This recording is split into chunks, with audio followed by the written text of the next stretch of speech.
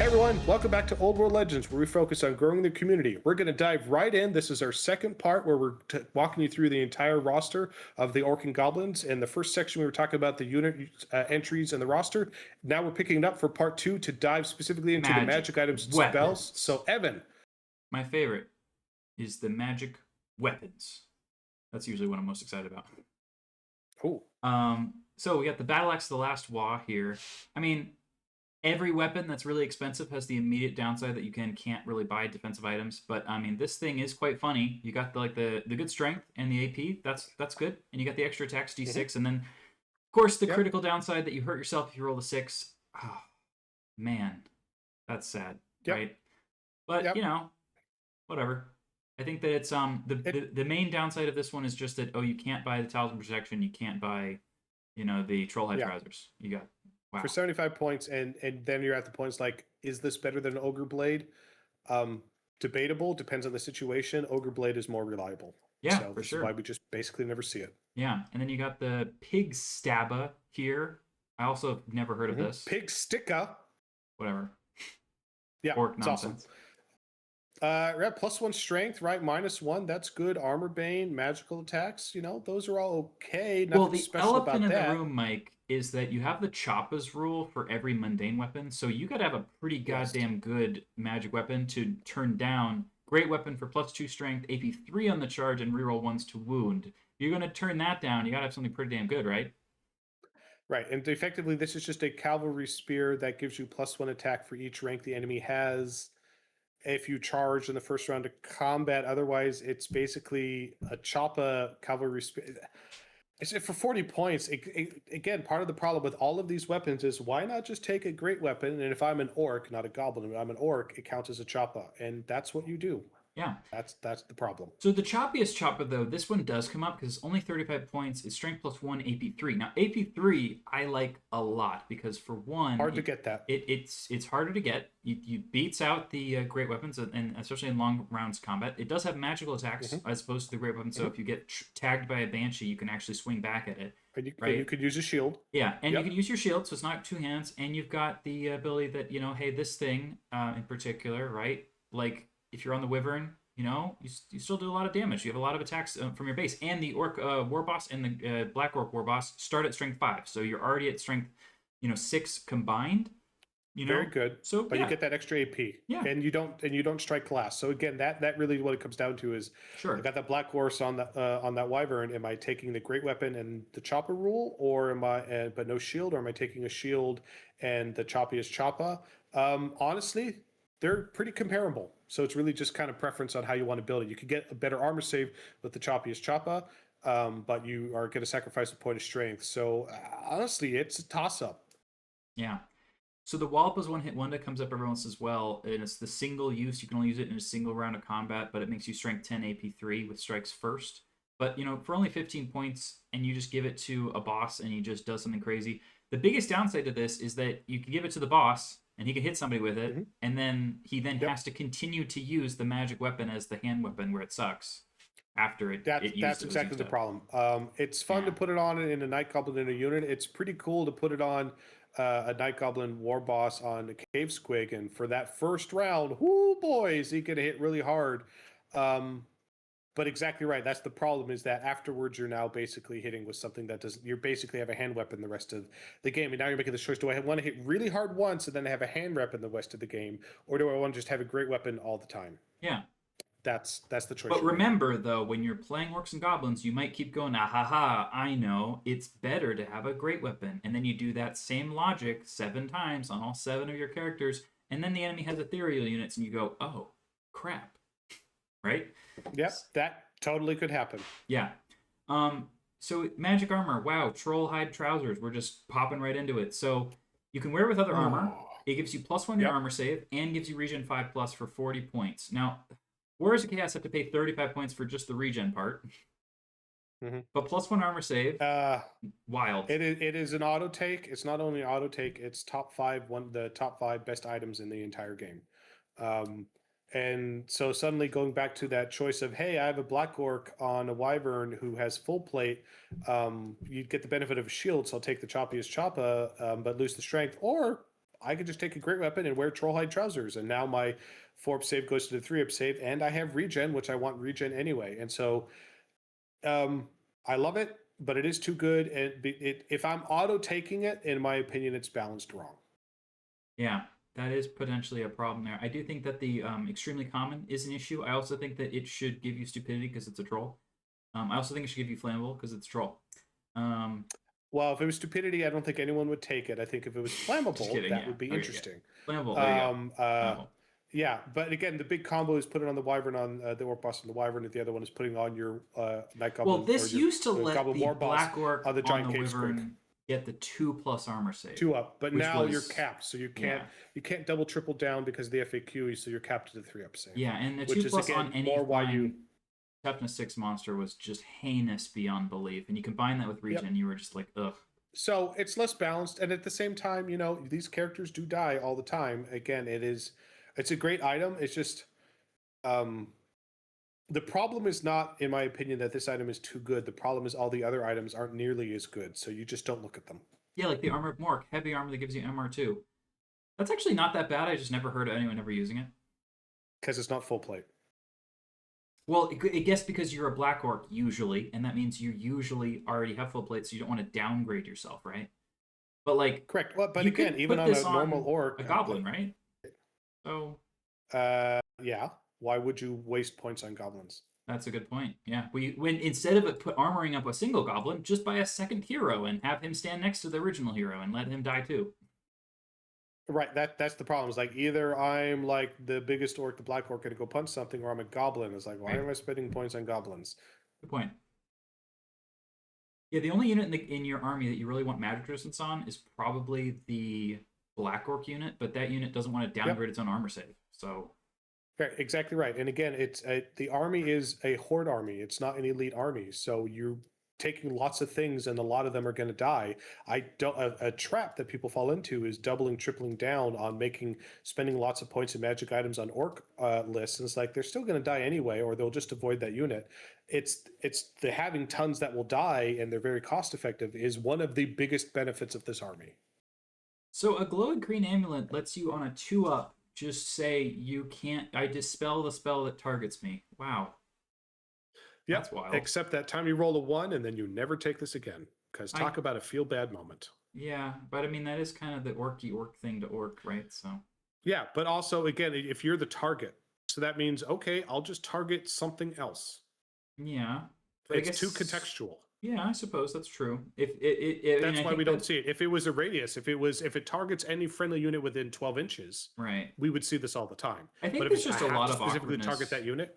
There's a lot of awkwardness with magic, right? Because I got magic resistance. That's really cool. I'm gonna put a pillar of fire next to you though, and that doesn't use your resistance whatsoever. Exactly right. And now it's irrelevant, right? There's too many ways to get around this. It's too contextual. Right, and you're supposed to have ways to get around things because you're not like, I mean, there's supposed to be interplay. But when you just make something that just automatically just never does anything, then, right? Yep. And we've got Collar of Zorga, so any beast of burden that directs its attacks against the wearer. So first of all, what the hell does that mean? Now, I know what it means, but come on, right? Like, what does that mean? That's going to have to define. You already have to start defining stuff to know what this means. Has a -1 to hit. So Beast of Burden is any troop type. It's cavalry, is the beast that draw it, or the chariot that's pulling it. It's just like, I don't know. Is that worth taking? Absolutely not. Let's move on. Yeah. Terrible. Okay, the banners I think are so you have trollhide trousers and then you have banners. That's pretty much what what the core book gave you, because I think the banners are where it really shines. So yeah, big red flag or man, one of the best banners in the whole game. Yes, but not for Black Orcs. This is the banner to put on regular Orcs to make them not weapon skill 3. In fact, if you're going to try to do the Savage Orc thing, I think you really want to give the Savage Orcs weapon skill 4 so they don't just die constantly. And then you use the fact that they already have Warband to make their charges. And then, so I think that going from 3 to 4 is way more critical than 4 to 5. That's my personal opinion. Yeah, but again, it's people want to take the Black Orc unit. They want them to be effective, so they want to put this on it. That's why you take the Waaagh banner instead. It definitely makes them more effective, but again, the Black Orc problem is not that they need more weapon skill. They just need to be able to get into combat. Which the next banner helps you with, Mike. The Waaagh banner at 50 gives you, point. yeah, 3-inch extra charge range, and then D3 extra charge result. Great. right? Oh, this is totally the banner to put on the Black Orcs to help them overcome the fact that they're on their foot slogging it. Absolutely. Yes.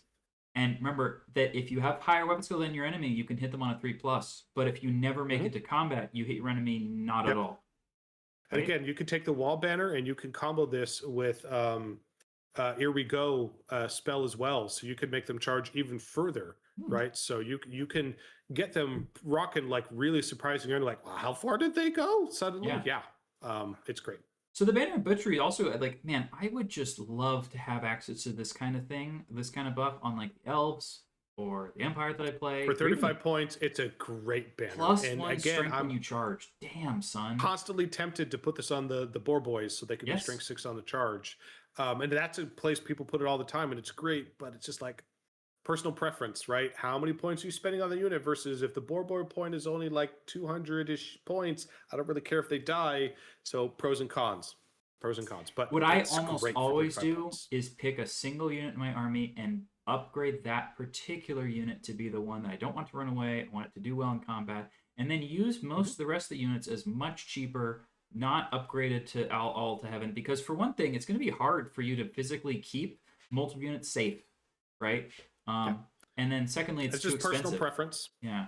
It's personal preference, but again, to me, it's like the more points I sink into a unit, the more of my opponent's going to avoid it, or they're going to shoot all their stuff at it, right? And it's going to rip it to pieces. And Black Orcs, even when you buff them up, they are going to die. It does happen. Right. And then I'm also thinking of all the banners in the Arcane Journal, because their Arcane Journal came out very early, and there was a lot of banners in there that gave you magical attacks, stuff like that. Really good stuff. So, I will do another video to go over the Windy banner lets you reroll a panic test. Okay. Never heard of it. Moving on. We've got the enchanted items, right? So the big boss is at. The orc leaping out of particular letters is very funny. Because orcs are the best. You get it. Wait, you get to have unbreakable, but only if you pass the leadership test first, which you could have just been taking your break test. So 50 points. Never heard of it. I don't really understand the point of that. The Ed button out, on the other hand, is kind of funny because you can have like you get the impact hits 1 with AB 2. Is this the one where they change it so you can't have more than 1 anymore? Yeah, because people were stacking putting on them 7 Ed butt hats and putting on multiple Ed butt hats with their. It was hilarious, and someone even made a model and posted it online with a Black Orc wearing multiple hats, and it was amazing. But they're like, "Oh, we didn't intend for that," so they FAQ'd it out. You know what's really funny? 15 points. It does have AP -2, so right, that's not bad. So first of all, impact hits happen before challenges, so you can impact hit and kill with a headbutt the enemy champion and then not have to fight him. That is the reason to take this on the Black Orc Warboss and the Wyvern is to nuke, snipe out that champion. Also, none of these items so far have said orcs only, goblins only. They haven't said that. It's not it's rare. The restrictions in it are very few. Yep. Yeah. Again, orcs and goblins have the most diverse roster and the most diverse combos. They have. Yeah, that's part of the fun of this list. There's so many combos you can do. It's super fun to build orc and goblin lists. Well, orcs and goblins players are quite. I like shaking their hand. I'll tell you that. I might wash my hands afterwards, but I like shaking them. But with orc and goblin player, odds are really high you're going to have a great game. Yeah, that's true. So we have fungus wine here. This one, hey, awesome. it is restricted, night goblins only, but there's a reason for that because it's a single use and it gives the unit. They make a leadership test, and if they pass, they get immune to psychology. Another funny one where you have to take a leadership test, and if you pass the test, you then get to not take leadership tests. The thing I don't get about this is like, well, if my unit has really low leadership, then why do you make it a leadership test in order to not have to take them anymore? I don't. And you know what's really fun? Spending points on an item that then you fail a roll and it doesn't work. And like, oh wow, I'm so glad I spent points on that item. I hate those mechanics. Those are feel bad mechanics. Not fun. Yeah, give it to you for free or don't have it not work. Right? Yep, it's super. It should always work to some degree. It's super lame or let me roll again the next turn. Yeah. All right, moving on. So the arcane items, again, I do in my head just already fill in all of the arcane journal ones as well, which I'll have to do in the next video about them. But we have the glittering whatnots, which I've never heard of, so surely this one's not that great. When you're making instead of dispelling on a 1 to a 3, the glittering whatnots doesn't do anything. On a 4+, the spell redirects backward. Okay, that's hilarious. Okay, that's funny. Oh, it's amazing. The problem is contextual. You're like, cool, I have fireball. And you're like, cool, I have glittering whatnots. You're like, I'm not going to shoot my fireball at that unit. Yeah. So that it just doesn't come into play because no one's going to 50-50 chance they might shoot themselves. Oh, with their also, own spell. hold on. The caster who's bouncing the spell at themselves can try to dispel their own spell. It's terrible. I mean, look, this is funny. Like, this is freaking hilarious. Again, I would if it probably wasn't take this that every unit, game. if it was a radius, if it was within 12 inches, so you could affect multiple units, we'd see this all Also, the time. you could just take the cheaper item that on a 2+, the spell doesn't even happen at all. Exactly. Let's move on. What happens when both of armies both have glittering whatnots? Can they just kind of do like a little... Does it keep going forever? That sounds amazing. Yes, it should. It absolutely should. Until someone fails the rolling a 4-up. Otherwise, you should just keep going back and forth. This just comes across to me, Mike, as one of those items that we put in our narrative event for people to draw and be like, okay, you have this now. I love it. I just wish it was... it's awesome. It's just too many points for the contextualness. Either make it less contextual so it's a radius, or lower the points cost. Yeah, and if this was League of Legends, we'd be updating the points cost every 5 minutes. Okay, the Buzzgob's Novelist Staff, you get to reroll a casting roll. So does everybody now, because they all have an access to an item that does the same thing. Cool. Yep. It's fine. Good item. Not bad. Moving on. The problem is you can't take this and any other of the... Because the arcane items are so useful, you get right? one arcane item. Yeah. The arcane items are great. You only can take one. The Idol of Mork is the one that always shows up. Is the higher dispel range of 3 inches, and once per turn, that's huge. You get to reroll the. So you get First of all, you get 2 bonuses. Second of all, it gets to do a similar thing to this guy, but just cheaper. And third of all, you increase your dispel rate. Like, bro, get out of here! What is this? It's a great item for 30 points. It's awesome. It's not auto take, but it's great. It's almost like if they just put all of the item prices into a random number generator, some of them end up being really good. Hey, Mike, how many headbutton hats would you take if they cost 50 points? 0. Yeah, so how many would you take if they cost 5 points? It's almost like the points is kind of the main thing that matters, right? Yeah, well, this is specific to Orcs and Goblins. The points for magic items across this edition is not great. Right.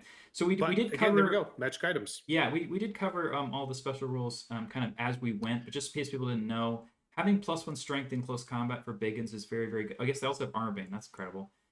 Also very good. And so just every Orc unit you want to do damage, you pretty much give that to usually. The Choppas, right? So when you charge, you get to reroll wounds of 1 and get extra AP. Wow, is that useful, right? Mm-hmm. It's so good. You just have to do the charge. Yep. Yeah, I mean, ignoring Goblin Panic is something that I never remember even happens, but that's cool. Again, the problem is goblins don't panic a lot in this edition, and when they do, it's like the things that would ignore Goblin Panic, you don't have those in your roster in this edition, or they're not next to them, so it just almost never comes into play. Right. And neither I used to come into play in previous editions all the time. Yeah. And neither does Fear Elves either, because in order for Fear to do anything at all, the enemy unit has to outnumber you. Have a higher unit strength. So that's like cool. I have 30-40 Night Goblins. What's the unit strength of the elves in front of me? This comes up once, Mike. This comes up when a regular Goblin chariot tries to charge a unit because its unit strength 3, and the elves probably are higher than that, so that's when it comes up. That's it. Yep, but it is very important for all Orcs and Goblins players, especially when playing the Goblins, to remind the elves when playing them that they smell funny. It's very important that you remind them of that. That's true. You know what else is funny, though? Every single game. It's hilarious. The Fear Elves rule is supposed to be because the elves beat, what's his face? The fat one. Nonsense. Elves never beat orcs. Orcs always win. No, it was a goblin. The fat the last goblin. one, of course, is Du Bois. We talked about this before. That's just the Black Orc tax. If I have a Black Orc character, I must take a Black Orc unit. If I have a Black Orc unit, I must take a Black Orc character. So it's just one of those tax comp systems in the game. Yeah, and I guess Black Orcs also already just ignore all kinds of panic, which is cool. Interesting. The majority of them quell impetuosity. Again, this used to be a big deal in previous editions where your Black Orcs would smack and do damage to units in case they did cause animosity. In this edition, the whole rewriting it, getting to work with impetuousness just meant nobody took the impetuous units, and this just almost never comes into play. So I think, unfortunately, that was a big swing and a miss with how they redesigned these rules. I'm hoping in the next edition they'll take another swing to bring back the fun in the character that was animosity that has been lost in this edition. Yeah, I kind of like the idea that if you were going to do a roll, it has to be like on a 1 something bad happens, and on a 6 something cool happens, and just every other time it's nothing. Because on a 4 up, something bad happens is like that's just constantly. Yeah, and I get it. The whole you roll a 1 and your unit doesn't move and you can't control it is not fun, but the downside doesn't have to be that punishing. You could find other ways to make it less punishing, and rolling a 1 is still bad. Yeah, all right, Tusker Charge.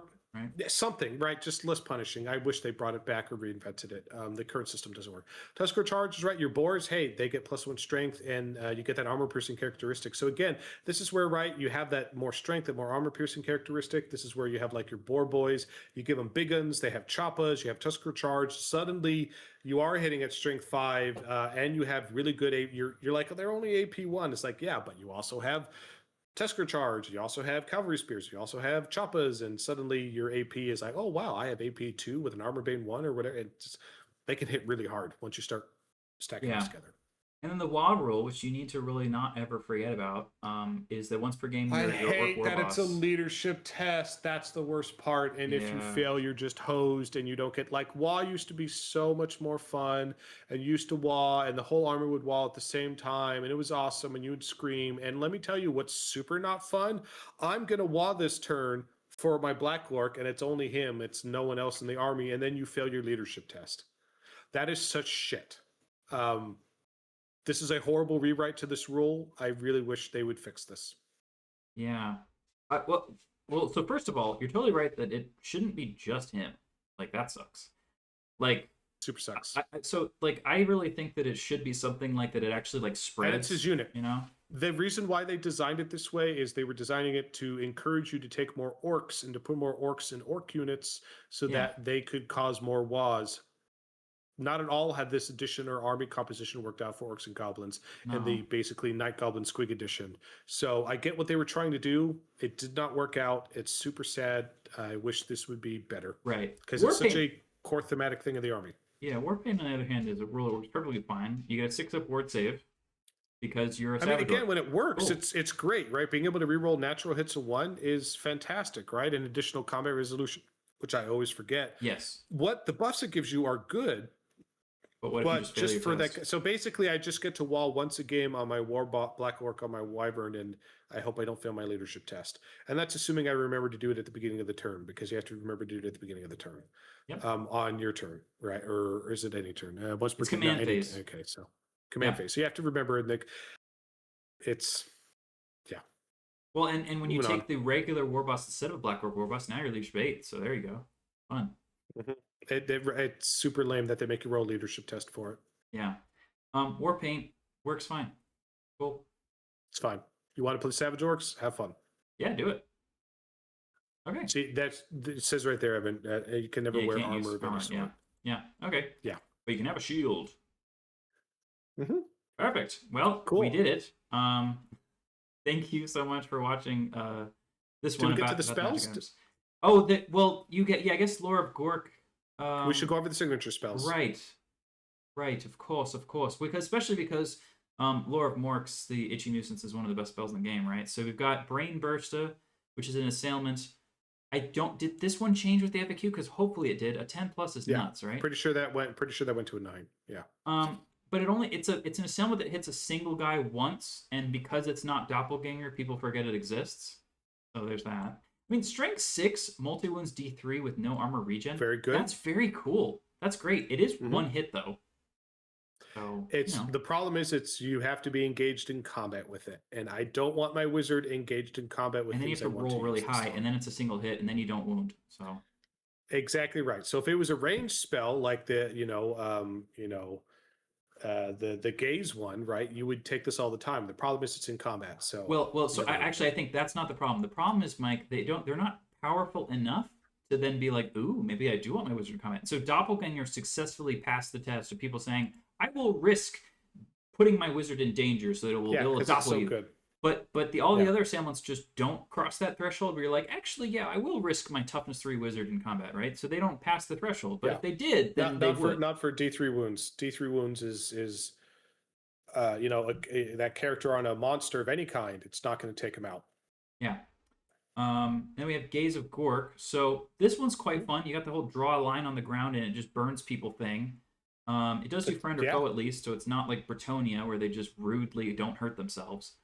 And they get strength 5 AP3. I mean, that's a lot of ouch. It's actually an exceptionally good spell. Wow. We just don't see it because Itchy Nuisance exists. It's a very good spell. And again, this is one, check with your communities. Different communities will rule this in different ways. The way we do rule it is that it is a straight line, and therefore you are not targeting a unit. You may hit things that are in combat. Other communities might say, nope, you can never shoot into combat. Therefore, even with the straight lines, you cannot hit things in combat. Just make sure you know with the event or community you're playing with how they are ruling that before you show up with it. All right, and then if you have a Night Goblin Wizard, you don't know what Mork's Curse is because you only ever take Itchy Nuisance, which is a hex with range 15. And if you get that off, it lowers their toughness and initiative by D3. But most importantly, toughness when you then shoot a bunch of arrows and crap at them, right? Or just get them in combat, whatever. It's so good. Hey, Mr. T6 Dragon, guess what? You're now, on average -2 to -3 toughness. Wow. Does that make taking tough things down? So that's what makes this so good. It's awesome. It's an auto take spell. Yeah. And if you have a Goblin Wizard, he takes this and then he casts it on somebody who then gets hit with Fanatics, which is ouch. Mm-hmm. Or anything else. Okay. Because orcs hit really hard. Now we have finished the book. There you go. Woo! We did it. Awesome. All right. So that was the part 2 where we're going over the magic items and the spells. Again, thank you for listening. Please do like, share, and subscribe, and consider supporting us on Patreon. It does make a big difference, and we appreciate your support. Evan, yes, thank you so much. Thoughts, sir? Oh, yeah, just if you have, chats and ideas and lists you want to share, just join our Discord. Our link's in the description for that as well. See you on the flip. See you next time.